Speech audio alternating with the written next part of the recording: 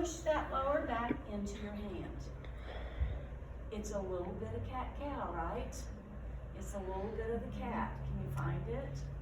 And now you can come down to here. You can be here. I don't want you to be here, right? Some people do this. I don't want you to be, this is cat too much. It's cat. Too much cat. It's too much cat. It's cat in the upper body, right? It's cat So lady. we want to find a little bit of cat right here. And then we want axial extension the rest of the way. And people's feet are going to be in different positions. Some people may have to turn their feet out here. We generally don't go to the full expression of the pose here, but you can try it and see what happens. All right, so try with your feet together.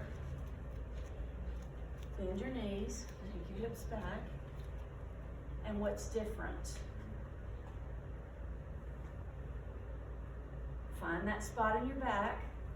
So Changes my center of gravity. it changes your center of gravity. You're probably also more aware of your inner thighs simply because they're close together. So what happens if you put a block in between your thighs and do the pose with your feet apart? Does everybody have blocks?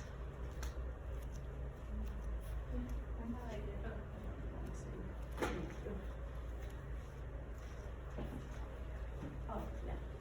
Yeah, right, so block in the meaty part. Feet as close together as your legs will allow. Janetta can do this with her feet really close together, and I can't. I don't know what that is. All right, so find your hands They can get their feet together and with sink the back.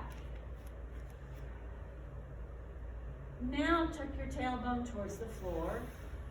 Find that little bit of cat in the low back, and does this feel like a different pose? Okay, so work on the inner edge of the foot, press down into the inner edge, press into the block, find some tension here so you've got this going on in your upper body, and you probably can get lower.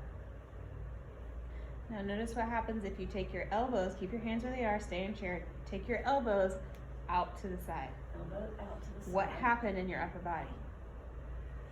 Bring the elbows down, press hard, and lift up through your chest. You notice how that turns it into traps and shoulders? We lose the lat from the pecs. Yeah. Okay, so let's assume that they go we here have and somebody These are your that lats. can't do this pose. Pecs. Maybe there's something going on in the knees, whatever. You can come to the wall, right? Do a wall sit. Is this chair pose? Yeah, absolutely. Wall sits are fun. Yeah. So like, most anybody can do this. It's going to depend on where you put your weight. If you go to a wall and find it, if you put your weight in your toes, you can do this for a really long time. When you put your weight in the heels, it's going to change things.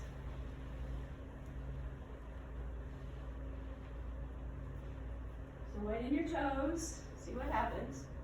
You're not lifting your heels, but you're just shifting the weight forward, and then shift the weight back into your heels. Do you feel the difference? Yeah. All right, come back. So if I do this in my chair class.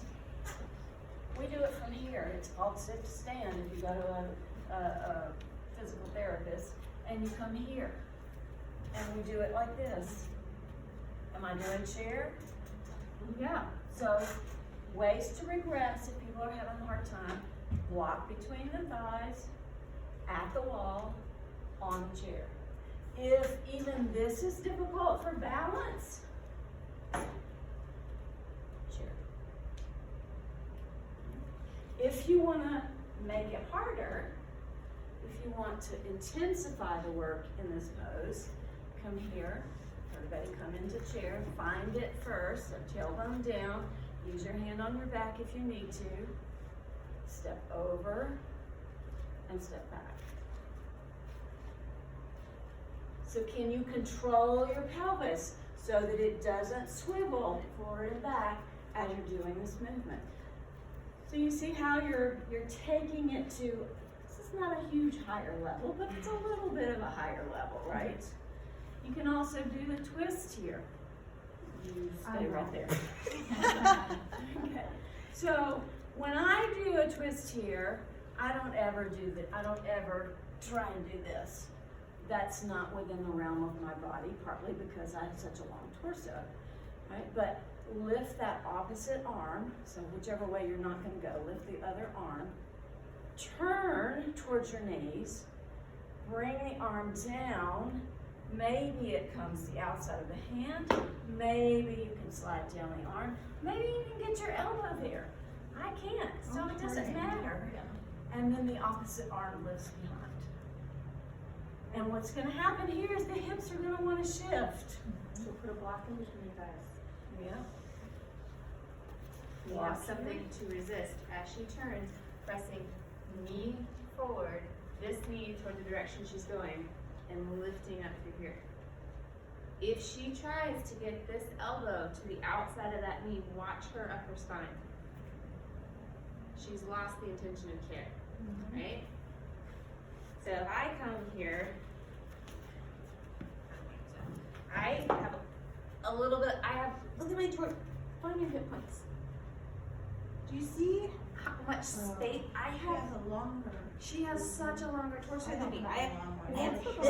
These are my hips, these are my ribs. My chiropractor laughed at me out loud when I showed him. Yeah, a little torso. So if I'm here, I can go there and be here and still find the integrity of the length of the spine. But again, smaller torso.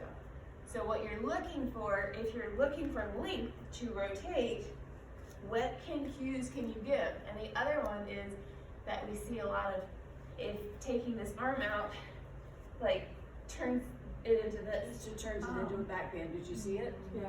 And I'm trying to turn, and then I say, lift up your arms, because this is what it looks like in yoga. I've lost it. But if I can be here, I can still find it and come down even lower. So this is why I always rotate palms together, because as soon as you throw the arm in, people are like, woo! True. This helps with a lot of things, Body awareness. like the wall squats and all of that stuff. Like it helps with a lot of other things too. Yeah, it does. Okay, Malasana is, translation is garland pose. Can you say that again?